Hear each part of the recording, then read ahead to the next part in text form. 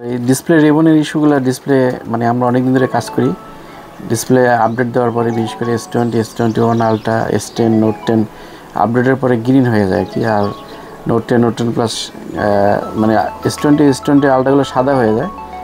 এটার যে আগের যে কন্ডিশন ছিল আমরা ভিডিও ডিসক্রিপশনে দিব আর কি তো বাই আসছে আর কি অনেক দূর থেকে আমাদের স্টুডেন্ট মানুষ তো আমরা কাস্টমার কাছ থেকে একটা রিভিউ নেওয়ার জন্য ভিডিওটা করা আর কি তো আসসালামু আলাইকুম আমার এই ভাই আসছে নওগাঁ থেকে s20 আলট্রা মানে রেবন ইস্যুটা ঠিক করার জন্য আর কি তো আমরা কাস্টমারের কাছ থেকে একটা রিভিউ নিতে চাই আর কি ভাইয়া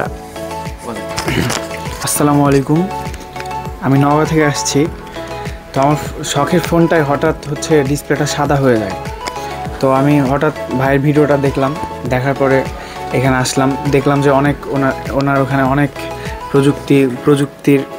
যে এখানে অনেক আধুনিক ইনস্ট্রুমেন্ট মানে ডিসপ্লে ঠিক করা যাবতীয় যেসব যন্ত্রাংশ সবগুলোই এখানে আর কি আছে